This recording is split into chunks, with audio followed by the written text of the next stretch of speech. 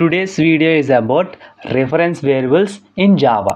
జావాలో reference variable అంటే ఏంటంటే when we create an object, we don't directly work with the object itself.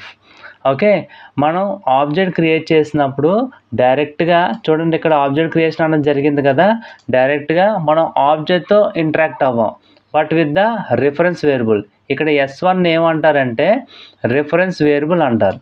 Okay, ఈ student అన్నది class name, S1 అన్నది ఏంటంటే reference variable.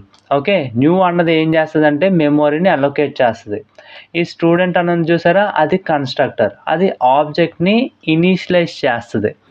Okay, next మనం నార్మల్గా ప్రిమిటివ్ వేరియబుల్స్కి రిఫరెన్స్ వేరియబుల్స్కి డిఫరెన్స్ ఏంటంటే, ప్రిమిటివ్ వేరియబుల్స్ అంటే ఇలా ఉంటాయి. ఓకే, ఇంట్ ఏ ఈజ్ ఈక్వల్ టు 10, ఇది ఏం చేస్తుంది, యాక్చువల్ వాల్యూని స్టోర్ చేస్తుంది. ఇంట్ ఏ అన్నది ఏం చేస్తుంది, యాక్చువల్ వాల్యూని స్టోర్ చేస్తుంది. అదే ఇక్కడ S1 అన్నది ఏంటి, ఒక రిఫరెన్స్ వేరియబుల్, ఇది ఏం స్టోర్ చేస్తుంది, మెమొరీ అడ్రస్ ఆఫ్ ద ఆబ్జెక్ట్ని స్టోర్ చేస్తుంది. ఇప్పుడు మనం ఒక ఎగ్జాంపుల్ చూద్దాం. ఇక్కడ నేను ఒక స్టూడెంట్ క్లాస్ తీసుకున్నాను, రోల్ నెంబర్ అన్నది ఇన్స్టెన్స్ వేరియబుల్. ఓకే, ఎందుకంటే ఇది క్లాస్ లోపల ఉంది, మెథడ్ బయట ఉంది. ఓకే, నెక్స్ట్ మెథడ్లో నేను ఒక ఆబ్జెక్ట్ క్రియేట్ చేసాను చూడండి. ఇక్కడ S1 అన్నది యాక్చువల్గా ఏంటంటే రిఫరెన్స్ వేరియబుల్, ఇది మెమొరీ అడ్రస్ ఆఫ్ ద ఆబ్జెక్ట్ని స్టోర్ చేస్తుంది. ఓకే, దీని ఇంటీజర్ రిప్రజెంటేషన్ మనకు కావాలనుకోండి, ఫర్ ఎగ్జాంపుల్ మనం సిస్ అవుట్ అని చెప్పి హ్యాష్ కోడ్ని ప్రింట్ చేస్తే S1 డాట్ హ్యాష్ కోడ్, దీన్ని ప్రింట్ చేస్తే దీని యొక్క మెమొరీ ఇంటీజర్ రిఫరెన్స్ కనిపిస్తుంది. ఓకే, హ్యాష్ కోడ్ అని ప్రింట్ చేస్తే ఈ S1 రిఫరెన్స్ వేరియబుల్ ఒక హ్యాష్ కోడ్ కావాలంటే ఇంటీజర్ రిప్రజెంటేషన్ని హ్యాష్ కోడ్ని ప్రింట్ చేస్తే వస్తుంది. ఓకే, దీన్ని అలా పక్కన పెట్టండి. ఇప్పుడు నేను ఇంకో ఒక రిఫరెన్స్ వేరియబుల్ని తీసుకుంటాను, S1ని తీసుకొని S2ని తీసుకుంటాను. Okay, student S2 is equal to S1. So దీని మీనింగ్ ఏంటంటే బోత్ S1 S2 రెండు కూడా స్టూడెంట్ అనే క్లాస్నే పాయింట్ చేస్తున్నాయి. ఈ రెండిటికి ఒకటే మెమొరీ లొకేషన్ అన్నది అలొకేట్ అవుతుంది, ఫర్ యువర్ అండర్స్టాండింగ్ పర్పస్కి నేను S2 ఒక్క హ్యాష్ కోడ్ను కూడా ప్రింట్ చేస్తాను. దానివల్ల ఏమవుతుందంటే వీటి రెండు ఇంటీజర్ రిప్రజెంటేషన్ వాల్యూస్ సేమ్ అని మీకు తెలుస్తాయి. ఓకే, రన్ చేస్తాను చూడండి. మళ్ళీ S1 రాశాను, S2ని రాస్తాను చూడండి. సో ఇప్పుడు చూడండి, రెండు 204 ఎండ్ అయినాయి కదా. సో దాని మీనింగ్ ఏంటి, నేను ఏం చెప్పాను, S1 S2 రెండు కూడా ఒకటే మెమొరీ లొకేషన్లో స్టోర్ అవుతాయని చెప్పాను కదా.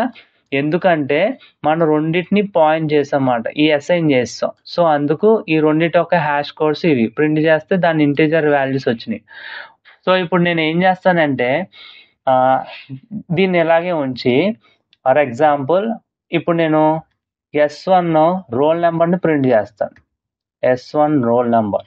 అలాగే S2 రోల్ నెంబర్ను కూడా ప్రింట్ చేస్తాను, S2 dot roll number. Student 2, student 1 role numbers print చేస్తారు. రెండు కూడా జీరో వస్తాయి. ఎందుకంటే ఈ రెండు కూడా ఒకే మెమొరీ లొకేషన్లో స్టోర్ అవుతున్నాయి కదా. సో ఇప్పుడు నేను ఫర్ ఎగ్జాంపుల్ ఏదో ఒక రోల్ నెంబర్ని ఏదో ఒక మెమొరీ లొకేషన్లో ఉన్న నెంబర్ని మారుస్తాను. అప్పుడు ఏమవుతుందంటే S2 డాట్ రెండోది కూడా మారిపోద్ది.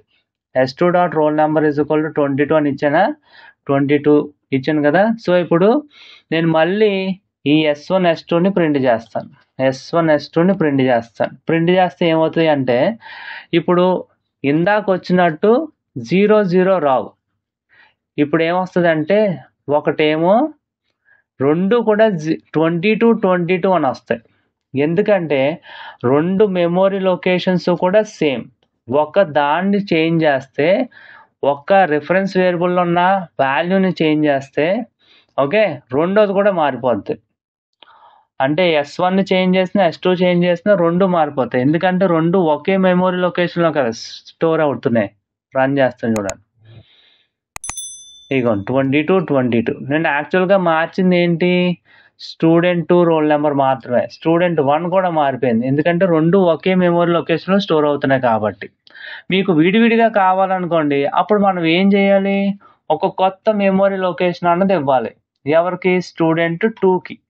స్టూడెంట్ 2కి ఒక కొత్త మెమరీ లొకేషన్ అన్నది మనం ఇవ్వాలి. అప్పుడు డిఫరెంట్ వాల్యూస్ అన్నది స్టోర్ అవుతాయి. ఓకే. ఇప్పుడు చూడండి. S1, S2 ఉన్నాయి కదా!